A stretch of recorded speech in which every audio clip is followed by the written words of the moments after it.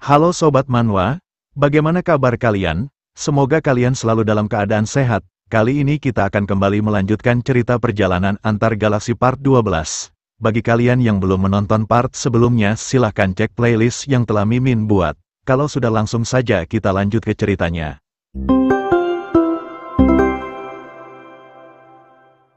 Di part sebelumnya, Luka mengikuti instruksi Kinuan bertarung melawan para geng bersenjata di sektor bawah. Ia terus bertarung menghancurkan geng bersenjata satu persatu tanpa tahu alasan kenapa Kinuan menyuruhnya untuk melakukan hal ini. Mereka kemudian rehat sejenak di mana Kinuan mengajaknya mampir ke workshop Gilda. Wanita ini adalah orang yang diselamatkan Luka sebelumnya yang saat ini bekerja di tempat ini. Luka lalu menanyakan alasan Kinuan mengajaknya ke tempat ini. Kinuan hanya menjawabnya apakah Luka tidak merasa bangga terhadap wanita yang diselamatkannya karena saat ini dia bekerja keras untuk hidupnya. Luka mengungkapkan bahwa Gilda bercerita kepada mereka dan sepertinya dia diculik dan mengalami semua hal buruk selama beberapa bulan, tapi untungnya pikirannya masih waras dan dia bisa menjalani hari-harinya dengan biasa, dan alasan kenapa dia diculik, temannya yang membawa kabur uang anggota geng tinggal di rumahnya jadi dia diculik oleh pemburu geng, tapi temannya yang merupakan akar masalah sudah mati. Kinuan memberitahu Luka bahwa Gilda berasal dari panti asuhan dan dia memiliki bakat dalam teknik mesin, jadi ia membiayai pendidikannya dan menyembunyikannya tanpa dia tahu soal ini. Di waktu yang bersamaan Gabriel datang dan begitu sangat terkejut tak menyangka kalau Luka juga berada di sini. Gabriel meminta Gilda untuk segera membawakannya satu bir, namun Gilda menolaknya dengan alasan karena saat ini sistem saraf Gabriel sudah terlalu tegang karena terlalu bekerja keras. Gilda menyarankan agar Gabriel berhenti saja meminum alkohol. Diketahui setelah Gilda datang Kinuan memperkenalkannya pada Gabriel, dan sejak itu Gabriel menjadi pengawal Gilda dan Gilda menjadi mekanik Gabriel. Dengan raut kesal Gabriel merengek meminta setidaknya satu bir saja, namun Luka juga mulai angkat bicara menyuruhnya untuk mengikuti saja perkataan Gilda karena ini juga demi kebaikan Gabriel. Pada akhirnya Gabriel mengalah dan malah menjadi begitu antusias menanyakan apa yang dilakukan Luka selama beberapa hari ini sampai-sampai bos-bos geng mulai membicarakan soal penyerangan Luka. Di satu sisi Gabriel merasa ini akan bahaya jika bos-bos geng ini mengamuk dan melakukan serangan balasan karena ia bahkan sendiri pun tidak bisa memastikan keamanan Gilda jika sampai hal itu terjadi.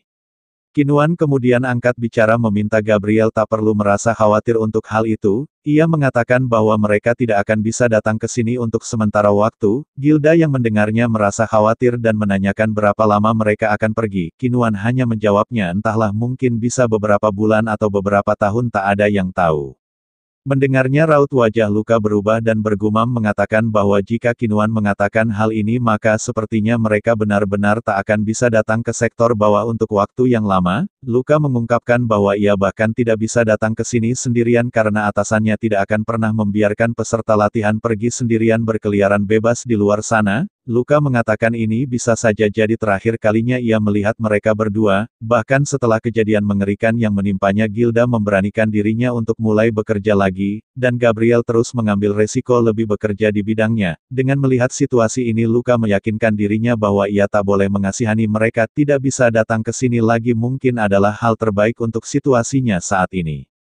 Saat ini Luka telah berada di kantor Hemilas dan sedang menghadapnya. Luka melaporkan apa yang ia lakukan dengan Kinuan selama ini namun ia tak melaporkan semuanya. Hemilas memberitahu Luka bahwa Kinuan memang suka melakukan aktivitas yang tak biasa. Dia menjadi peserta pelatihan di umur yang terbilang cukup tua. Biasanya dia tak akan memberikan kesempatan ini, tapi kekaisaran harus menerima keburukan jika diperlukan karena saat itu kekacauan ada di mana-mana. Hemilas mengungkapkan bahwa ia bahkan tidak yakin orang seperti apa sebenarnya Kinuan itu, karena ketika ia baru menjadi rekrutan baru Kinuan sudah menjadi salah satu anggota kunci Imperial Guard, dan mereka menganggap dia sebagai spesialis operasi rahasia.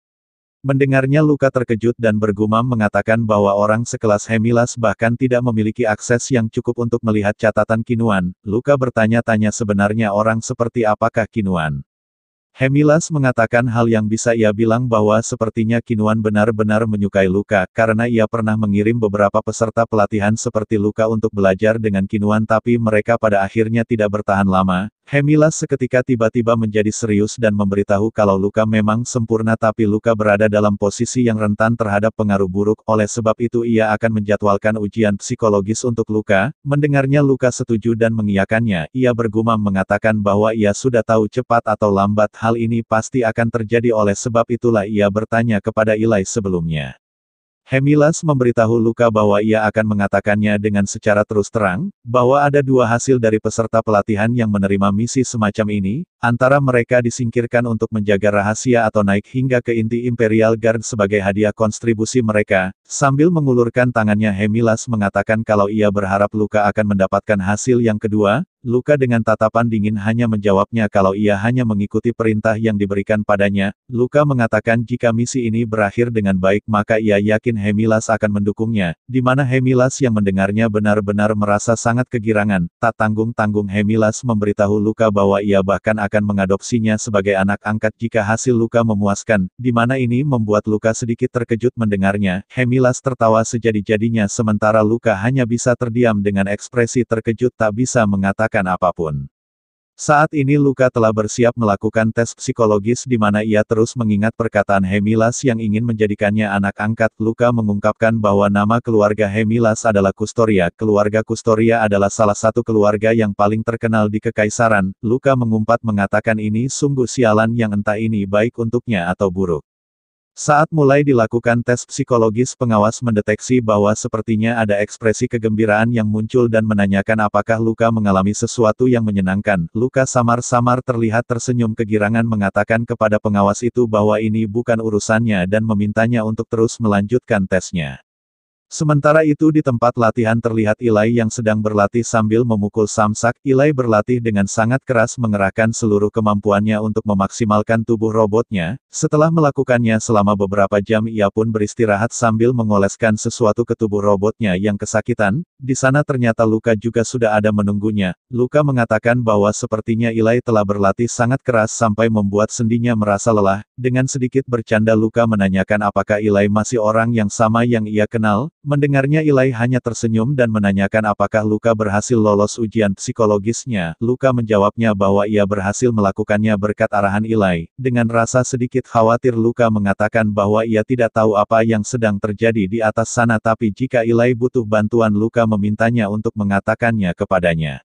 Sambil menunduk Ilai mengatakan dengan suara pelan kalau saat ini ia tidak bisa memberitahukan apa-apa, tapi sebentar lagi ia akan meminta bantuan Luka dan menanyakan apakah Luka bersedia. Luka menatap Ilai dengan serius dan bergumam mengatakan bahwa tidak biasanya Ilai terlihat seperti ini. Ia merasa bahwa sepertinya Ilai menghadapi sesuatu yang besar. Luka menjawabnya bahwa jika Ilai berada dalam bahaya ketika bertarung maka ia pasti akan datang menyelamatkannya meskipun ia harus mengorbankan nyawanya. Mendengarnya Ilai tersenyum dan mengucapkan terima kasih. Ilai kembali merenung dan mengatakan kepada Luka seperti yang ia katakan tadi ia akan segera memberitahu Luka tentang ini, tapi ia berharap kejadian ini tidak berjalan sesuai dengan dugaannya. Luka juga ikut termenung dan bergumam mengatakan bahwa bohong jika ia bilang tidak penasaran tentang permintaan Ilai tapi mencari tahu soal itu juga bukan gayanya, dan sekarang karena ujian psikologis telah selesai dan ia bahkan mendapatkan kepercayaan Hemilas, maka tujuannya berubah menjadi putra keluarga Kustoria dan saat ini hanya inilah yang ia pikirkan. Hemilas kemudian mengumpulkan mereka semua. Hemilas memberitahukan bahwa mulai saat ini mereka akan beroperasi di bawah perintah militer spesial. Tujuan mereka adalah untuk menekan para pemberontakan yang melawan kekaisaran. Pasukan pemberontak ini terdiri dari 3 keluarga yang dipimpin oleh keluarga Ramones. Mendengarnya sontak Luka begitu sangat terkejut dan bertanya-tanya bagaimana bisa keluarga Ramones terlibat hal seperti ini. Luka langsung melirik Ilai dan mengingat tentang Lilian Ramones dan mengatakan bahwa sepertinya ia sekarang tahu apa permintaan Ilai. Atas misi ini Luka ditunjuk sebagai ketua peleton dan akan memimpin pasukan penindas ke-21. Orang-orang ini adalah pasukan Luka di mana semuanya terlihat lebih tua darinya. Sambil melihat pasukannya Luka bergumam mengatakan bahwa siapa yang menyangka mereka menjadikan peserta latihan Imperial Guard sebagai ketua peleton. Para petinggi berencana menggunakan pemberontakan sebagai sarana pelatihan. Peleton dibagi menjadi dua skuad yang berjumlah 27 orang, di mana wakil ketua peleton Sersan Kodrak merupakan ajudannya. Luka mengatakan mengingat bahwa mereka masih pemula, kebanyakan pasukan penindas terdiri dari para veteran yang berpengalaman, dan masing-masing dari mereka tahu bahwa mereka digunakan sebagai alat untuk latihan para peserta Imperial Guard. Dengan ini kecil kemungkinan mereka akan mengikuti perintah dari atasan yang kemampuannya tidak bisa mereka percayai. Meski begitu Luka mengatakan ia tetap harus mengambil kendali dan memberi mereka perintah. Luka bergumam mengungkapkan bahwa sekarang dia sudah memikirkan dua opsi. Yang pertama adalah menyerahkannya kepada Sersan Kodrak karena meskipun ia memberikan perintah yang ambigu dia pasti akan mengurusnya. Lalu opsi kedua adalah melahap mereka semua. Sontak Luka langsung berteriak menegaskan bahwa ia adalah atasan mereka semua yang membuat mereka terkejut. Luka menegaskan bahwa mereka semua akan mengikuti perintahnya tanpa bertahan. Ketidakpatuhan akan dianggap sebagai suatu kesalahan sehingga mereka akan langsung dihukum mati. Atmosfer di sekitar mereka seketika berubah menjadi ketakutan di mana Luka saat ini menghancurkan mereka dan menghentikan penolakan mereka secara langsung. Sersan Kodrak kemudian angkat bicara dan meminta Luka agar sebaiknya mereka membicarakan ini sebentar. Sontak Luka langsung melemparnya sambil mengatakan beraninya seorang pasukan menyentuh atasannya tanpa seizinnya. Luka dengan tegas menanyakan apakah Kodrak meremehkannya karena umurnya yang lebih muda dari mereka semua. Sambil berjalan mendekat Luka mengatakan bahwa ia juga berasal dari sektor bawah seperti mereka semua dan ia bahkan tumbuh di panti asuhan. Tapi apakah mereka tahu mengapa ada perbedaan kedudukan sosial di antara mereka? Sambil menatap dengan tatapan tajam dari atas Luka menegaskan bahwa itu karena ia jauh lebih superior ketimbang mereka semua. Luka menegaskan mungkin mereka tidak akan paham sekarang, tapi nanti mereka akan segera paham kalau ia adalah ketua peleton yang jauh lebih baik daripada siapapun yang pernah mereka temui. Mereka semua pun menjadi ketakutan di mana Kodrak meminta maaf dan mengatakan akan memastikan kalau ia akan lebih berhati-hati lagi untuk kedepannya. Nah, mungkin sekian dulu pembahasan cerita kali ini. Perjalanan Luka baru saja dimulai, dan dunia yang penuh bahaya serta pilihan sulit menanti di depan. Apa yang akan terjadi selanjutnya? Apakah ia akan bertahan? Ataukah jalan yang dipilihnya justru menghancurkannya? Semua jawaban itu akan terungkap di episode selanjutnya. Jangan lupa untuk subscribe dan nyalakan notifikasi, supaya kamu tidak ketinggalan kelanjutan kisah seru ini. Karena petualangan Luka dan misteri yang ada di dunia ini baru saja dimulai. Sampai jumpa di video berikutnya.